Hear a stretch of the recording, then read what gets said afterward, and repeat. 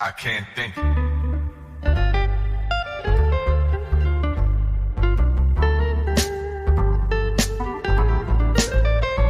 am I supposed to?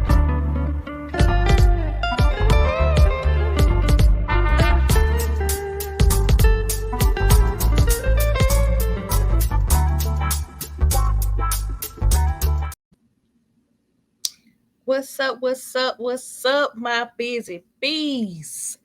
Y'all come on in, like, subscribe, share, hit that notification bell so you'll know when I drop my next video.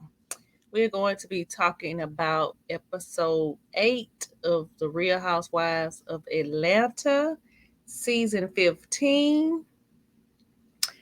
And I don't know, what would y'all rate this episode? Because last week's episode kind of was like a pick me up. This week episode kind of plateaued a little bit. I don't know. But anywho, episode started off with Drew. She was in there talking to her assistant, telling her assistant about the video. This is her first video ever. And she was just excited at the fact that she, you know, remembered and got her dance routine, the choreography, which she was doing good. So the assistant was asking her, could she see, did she have a video? She was just like, no, I'm gonna show it to you. So she had Alexa play the song, and she pretty much shouldn't have did that. She was forgetting her moves and stuff. After that, Ralph came in the room, and she was telling Ralph that her mom and her sister was coming.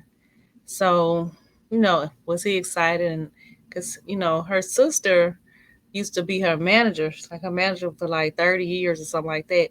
But she said her sister had a mental breakdown and she stopped being her manager around the pandemic.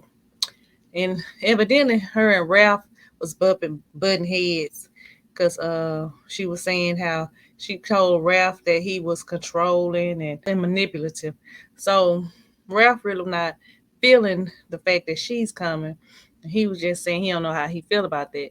But Drew wants them, of course, to come together because they all family. So hopefully, they work that thing out. Scene changed to Sheree. She was talking to her operations manager. And it's just, I don't know, it's just funny to me because it just really don't seem like this She by Sheree got it going on like she's trying to make it seem to be. I don't know, it seems like that should be the main focus of her storyline. To me, this season should be all about She by Sheree, like just about majority of the scenes, I would think. She didn't have maybe two, one at the warehouse and then this one, which not really showing a lot. She talked to her operations manager about a baby line because she got a grandbaby now. So she's some She by Sheree, I guess, baby wear. So they was discussing that. And so it switched to the confessional when and then the producer asked her, "Which has she started making profits yet?" And she was just like, "No, I don't think so, because I've been spending so much money. But hopefully by the end of the year, you know whether or not you making profits yet. You know whether or not you making profits yet. That's not a if ands or buts. I think, I guess, I'm not sure. You know whether or not you making profits.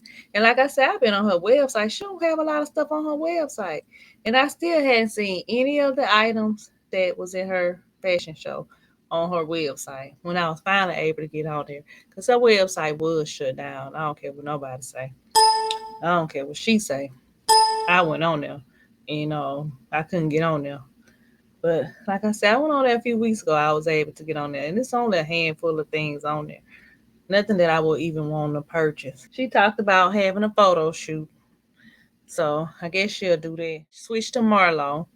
Marlo talking about she's doing foster care Fridays. She's big on that because she used to be in foster care, so she have a nonprofit for that helps foster kids.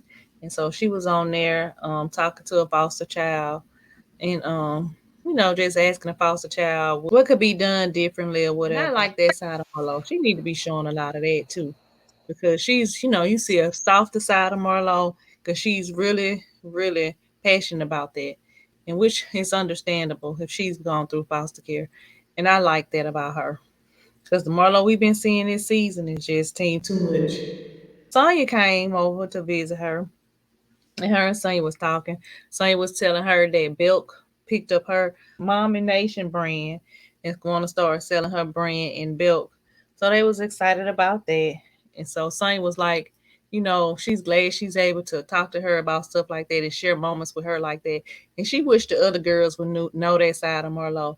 Like she just met Marlo. Marlo and Kandi been knowing each other over 10 years. They know each other. Like why she trying to come in saying that she wished they knew that side of her. Kandi used to say nice things about Marlo, and she used to say she hates the fact that people judge her by her past. But Marlo done overstepped her boundaries and crossed the line. She ain't finna come for Kandi and think Kandi just finna be chumming with her, because that's not gonna happen. Kandi a Taurus, and Taurus are bullheaded, and they hold grudges. So she didn't cross the wrong one. She should have stayed on her friendly side, if you ask me. Sheree text Kandi about meeting up and talking. Of course, she had something to, she got her little beef with Kandi. She didn't want to bring it up at the So Gucci meeting because I guess she's saying her and Kandi been knowing each other so long. She didn't need the peanut gallery, there. She want to talk to her one on one. So she asked to meet up. They met up, I guess, at the park. Supposed to go walking. They walked a little bit, then they sit down to talk. Sheree said that she told Kandi, she was like, she felt like she's been supportive of her, and she thought that they were good after the reunion. But after the reunion, she hear on other platforms that Kandi was talking about her business negatively. No Kandi. She started making facial expressions, and she looking like Kandi was just looking like, okay, here come the BS. Because they was having a good time, laughing and joking, catching up on each other's families, how everybody been doing. And, then Sheree hit her with that. So, Kandi then looking like, here we go. So, Kandi was just like, she didn't feel like she had been talking about her business negatively. So Sheree said, I've been supportive of you in all your businesses. I came to your restaurant. I brought 13 people to your restaurant. You know, um, we had to wait for a long time, and I didn't and then the food we ordered was out. And I didn't say anything negative about your business, and I bought stuff out your boutique, and the stuff was only washable one time. I didn't say anything negative like about that. And Ken was like, okay. She said, but that's not. She said, I buy other people's clothes and sell. She's like, so you ain't shading me by saying that. She said, but this is your brand. And she, Sheree was just like, well, you talked about my site one didn't really crash, and it really did crash. And Lord have mercy, went on this long, drawn out story about why crash, high crash, or whatever. Candy sit up there looking like, I disagree. She was just like, well, why you disagree? She's like, because it really did crash. And, Candy was like, look, I didn't come out saying stuff. She said, I feel like you blaming me for what everybody else said. And, Sheree was just like, you got a very high social media presence. And when you say stuff like that, that's going to impact my business. Candy was just like, look, I didn't come here to argue with you or go back and forth with you about it. I wasn't the one who brought up all the negative stuff. She said I did speak on it. She said, but if she feel like, I talked about it shade or negative in a negative way, she said I apologize to you. And so, they kind of squashed that because Candy, she always say for people that she really friends with or she really care about, she try not to go in on them.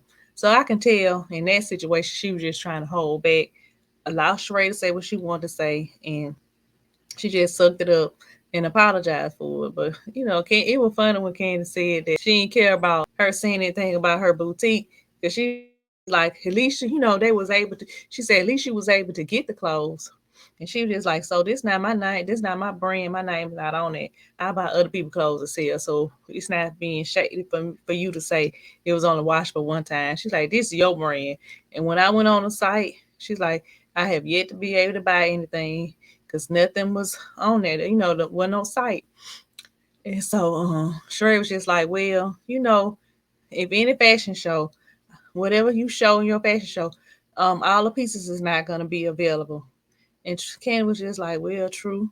She said, but none of the pieces were available.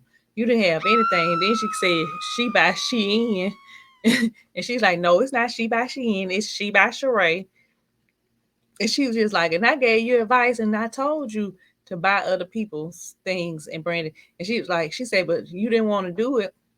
And kind of looked down on my advice, but then you turned around and did it anyway. And she was just like, well, I just didn't want to do it at the moment.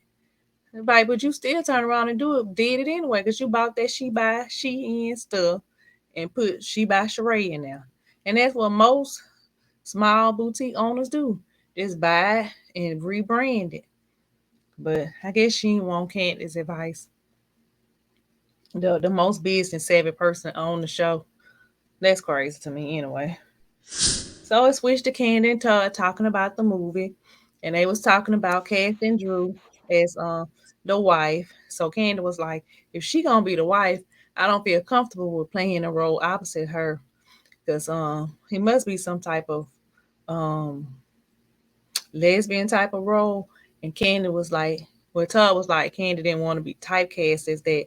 Because I guess the last few roles she done had in either movies or TV shows, that's how it's, that's the type of character that she's been playing. But I don't know. So I guess they're gonna talk to Drew about being in the movie. Switch to Drew.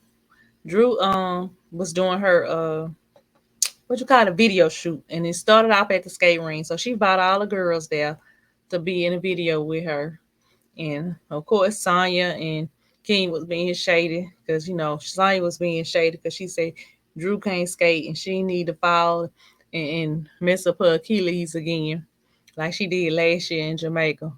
And King was saying the video giving low budget Beyonce. They so crazy. But at any rate, it seemed like that shoot at the skating ring did pretty good. They skated, nobody fall. It seemed like it went pretty good. And so then it switched back to Marlo. Marlo was going on her little date with her blind date with her Jamaican that her manager and them set her up with. So of course she had something to say because when they pulled up, they was at like in a strip mall. But it ended up being his own restaurant. And it seemed like the food was good because he, ordered the food, ordered her drinks. It seemed like it went pretty good. I don't know. He seemed young, 39, but he was full of grace. So I don't know if he really 39 or older than that. But I don't know. But they talked and they bonded over the fact that they both been to jail before. Where's doing that at? He said the longest was 6 months, and I guess that must have been the longest she had been in there too. So I don't know. He got 3 kids, 15, 2, and 1. When I tell you 2 and 1, I don't know how many red flags would have came up, but they would have shot up. Cause But she did say she typically don't date people with kids 5 and under, and that's my thing too. I don't like dating nobody with no kids 5 and under, cause I just feel like you need to be with her, or if y'all still messing around, it's just a lot to go on in my mind. I don't want to deal with nobody with no 1 or 2 year old. That's too young. That's too fresh. She just popped that thing out not long ago. Like I just feel like in my heart of hearts, y'all are still messing around, or y'all still have feelings. It's just too fresh. But he said that they're not. It just didn't work out, which that's something they always say. That's pretty much episode 8. It really wasn't. I don't know. I don't know what to rate this episode, but it was just all right. The highlight of the episode was Kandi and Sheree, but that was pretty much it. I don't know. And then what's got me questioning, like when they was going on tour doing their interviews promoting season 15, they act like season 15 was gonna be fire. So I don't know if it's the producers that's editing it differently or what, but they seemed like they was bumping heads, makes it like Kandi was getting into it with everybody, and I don't know. It's just boring to me. And I hate to say that because that's my number one franchise, but I don't know. Y'all drop down in the comments and let me know what y'all think. Let me know what's going on. What y'all feelings towards everything. I I really don't know. The jury's still out. We'll see. Like I say, they typically have about 16 episodes, and we just don't 8 halfway through. So hopefully, prayerfully, things will pick up. And they keep on saying the rating was down. But I think maybe too because the BET Awards came on. Did y'all watch the BET Awards? I'm an awards person. I love the awards show, but I did not watch BET Awards. I did not. And everybody talk about little Patty and how she done messed up Tina Turner uh songs. And I say, well, Lord, she might not have rehearsed her lines 1,000 times until she had them memorized. Who knows? How many peaches do you give this episode? I give this episode 2.5 peaches. 2.5 peaches. Cause out of 5. Cause it just it was, I don't know, it was slow. Really wasn't.